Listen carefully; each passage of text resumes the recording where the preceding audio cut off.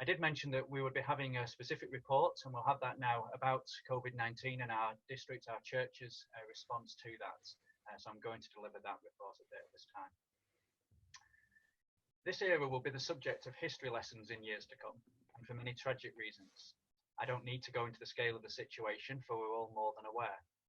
Our congregations and family members have been affected. Ashton, having lost our district's first known member to COVID-19, Mr. Leslie Upton, and Bolton South End Street, the most recent to suffer the death of a member in Eunice Longworth, with others in between. Sadly, there will most likely be more to follow, and next year's Assembly memoirs will be tinged with added poignancy as a result. As well as the medical impact to human life, there are of course other consequences, and today we wanted to consider these and outline what BASD's response has been. I will not forget the week. Our General Superintendent was in Britain for meetings prior to our Assembly. I was having a dispute with a hotel in Mansfield about a BASD booking for the Assembly, and one of the groups leading worship for the Assembly had just met to run through one of the services. Steve Leach was heading off on a backpacking holiday to Vietnam. Rumours were abounding, but the scientific community still sounded a little extreme in the measures they were advocating. Then Italy started to happen, and suddenly everything changed. I wryly messaged Steve, who was still in Vietnam, that his importance to our district was now proven without doubt, in that it took less than 2 weeks of him departing for foreign climates before all BASD church services ceased to gather. On a more serious note, as a district ministry team and advisory board, here is how we have sought to respond, attempting to fulfil our aim to cultivate healthy local churches, now in unprecedented circumstances. The first thing we did was do a quick audit of our local churches, asking 2 basic questions. What are you doing? And how are your finances? Thank you for responding so promptly. All but 5 churches quickly responded, and of those 5, one pastor had literally just had a baby and another had just suffered a bereavement, so they are both welcome to be excused. For the other 3, please do get in touch. We haven't heard anything from you. We don't know if you're still running or anything. Please do get in touch and respond to our communications. The results. In response to the question of what are you doing, many churches had or were in the process of switching to some form of online worship service. One other that wasn't capable in itself had partnered with another Nazarene church that was. Matt Norris had led the way with a midweek trial run, and several pastors logged in to see how it would go in advance of their own efforts at that following weekend. Pastoral care transitioned to online, phone calls, and some doorstep visitation. As I commented to a pastor this week, I used to feel a bit awkward praying over the phone, but now it just seems normal. Similar efforts were being made regarding prayer, discipleship, and team meetings, with Zoom gatherings becoming commonplace. Ministry to the community was proving to be the greatest challenge, however, as the vast majority of our efforts were quite building-centred and involving a gathering of people. For some, everything just had to stop. For others, new and innovative adaptations were implemented. Gillingham and Ashton moved from meals where you gathered to takeaway meals for those who were marginalised, homeless, or just in need of food. Bristol changed from having a weekly youth gathering to the WKD TV show, a weekly youth show on YouTube done by Matt and Gabe. Other examples exist. Well done. Many have worked very hard, learning new skills that perhaps previously you didn't think possible, thinking quickly and responsively, empowering others, and wisely using your resources. The joke, how many Nazarenes does it take to change a light bulb, is possibly now proven redundant, because when it finally came down to it, we showed that in many cases, change is both possible and quickly. Many pastors and church leaders are to be commended for their efforts. At this point, I would like to just draw attention to another camera. I'm hoping that we can find the WKD TV studios. So if Sam can just switch us, and we should now reach Matt Norris, and I think he'll be there with Gabriel. Just while we're doing that, I have seen a question that has come up, which is regarding the link for the TV show. Yes, we will send that around to you. It has already been sent around a few times, but we will do again. Good to see you, Gabriel. Oh, we've got electric guitars. Yep, it's all going on. Gabriel, we just wanted to draw attention to you at this point. So you've been working with your dad and you've been turning this lockdown into an opportunity. We just wanted to draw attention to that. And the advisory board would like to gift you, first of all, with a free place on the next time there is a youth holiday, whether that is this year or the following year. Let's go. Thank you. There will also be an Amazon voucher coming to you as well. Thank you. Just wanted to draw attention. Gabe is just one example of several, but we want to have him as an inspiration to the rest of us to try and find ways to react to this situation and stop us from shining the light of Christ. So thank you, Gabe. I don't know if you want to thank your family, your friends, whoever, you know, this is your moment. Yeah. I would like, yeah, thanks, Dad.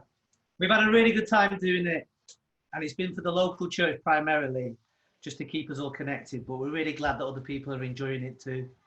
And it's been a great privilege. I'm proud of my son because he's really stepped up, and I'm really thankful for the district for recognising what he's done, because without him we couldn't do anything that we do at Bristol. So a big thank you to Gabe. It's been awesome and it's been fun. And if you watch it, all that laughing, all that smiling is absolutely real, because it has been a brilliant, glorious distraction from all the other stuff that we've got to deal with at this time. So congratulations, mate. You're awesome. Yeah. Thank you. Fantastic. Thank you. Moving on with regards to finances, the second half of the audit that we ran. There were mixed results here, as you might imagine, but there are generalizations. The resilience of each congregation depended on 4 factors. 1, the extent to which tithes and offerings were already being given by a bank transfer rather than in the offering bag. 2, the extent of financial dependence upon rental income, a charity shop or cafe in comparison to tithes and offerings. 3, the amount of reserves held in a church account. I don't think anyone will question again the wisdom of the Charity Commission recommendation to have 3 to 6 months of an operating budget in reserve. And 4, only one church reported that their finances were being impacted as a result of loss of income amongst congregation members as a result of the crisis, though it may be that that unfolds to a greater extent over the coming months. But it is important for us to just recognise that, and to recognise the response of our government in trying to help in a great number of cases with regards to finances. Many people around the world are living in countries where there is no safety net that can be offered, and so the consequences will be catastrophic. So we should give thanks for our circumstances and remember those less fortunate. As a generalisation, and with a few exceptions, it became apparent that essentially strong and healthy churches with robust leadership structures were adapting well. Struggling churches with less robust leadership structures were struggling. Essentially, this pandemic has put a spotlight upon us all. In many respects, it has been highlighting that which was already true, but that under normal circumstances could perhaps go unnoticed or be ignored. Therefore, I would advise all pastors and church leaders to give time to considering that. What has this situation highlighted regarding the truth of where our churches are at? What can we learn from this? What needs to change in the future? Moving on to our response to these audit results. Based on the results of the audits, we have responded in several ways. Financially, the DAB have assigned a sum of money that will be available for usage in response to COVID-19.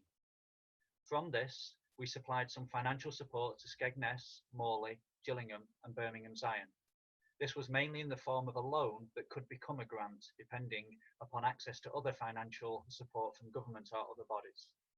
Our criteria for providing this support was a combination of, 1, they stated a need in response to the audit that was specifically as a result of COVID-19. 2, they were proactively and creatively seeking to minister despite the lockdown restrictions. 3, they had a unique negative financial circumstances, for example, a closed cafe or charity shop. And 4, there was the risk of direct negative financial impact upon the pastoral family and household. A combination of those influenced our thinking. We also gave NTC an advance on their yearly budget and a loan. We also applied to NCM, Nazarene Compassionate Ministries, for a COVID-19 response grant and have distributed some monies from this for COVID-19 ministries specifically to Cosham, Birmingham, Gillingham, Morley, the Ark Bolton, Leeds South, Ashton, and a mental health ministry run by a Nazarene elder in Sheffield. This included ministries such as a food bank, online connectivity support for those that are not digitally connected, takeaway and delivery meals, mental health support, advice and support to immigrants, those with English as a second language and who might struggle in these unusual circumstances, the youth TV channel that we've just heard about, an armchair exercise community program for the elderly and those recovering after surgery or ill health, done now online, supported living for those recovering from addiction who have come out of rehab and find themselves unable to access the normal support channels that society has. Well done to all who have been involved in these and others that we may not have been made aware of. It is noted that whilst for local churches the financial impact of COVID-19 is almost immediate, for the district the impact will be felt at a later date. It may affect the income of budgets into the district in the medium term this year, that is yet to be seen, but it will certainly affect the budget income for next year, because these will be calculated based on the lower incomes of churches this year. Consequently, we have asked Susan Brooks to put together a new budget for 2021, based on several different levels of a drop in finance. Susan has done this, and the DAB will consider it shortly. We have put on hold a few plans that involve finance, and will reconsider these when the dust settles. So you, as local churches, may be struggling now.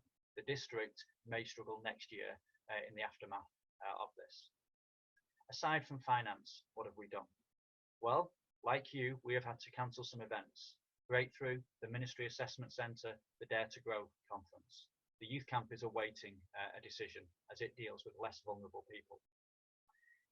We have also put on some events, however. The Good Friday service.